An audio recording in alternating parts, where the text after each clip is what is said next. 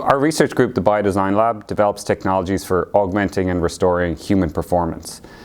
A challenge for us and many other research groups is being able to create more advanced prototypes that actually can be used in a real-world context. We're launching a new initiative called the Move Lab. We really see the Move Lab as an opportunity to try and bridge the gap that exists between normal academic research that shows an exciting proof of concept and something that would be closer to a product that will be ready to get commercialized by an industry partner. And so we do that by building entrepreneurial teams and incubating those teams and technologies and trying to advance prototypes further along than would be typical in an academic environment and working with end users to co-develop them. The other aspect of the Move Lab is that for a lot of the technologies that we're developing or working on, it really requires a team effort. We see the Move Lab as connecting people both across Harvard, but also other institutions in the Boston area, such as Mass General Hospital or Boston University.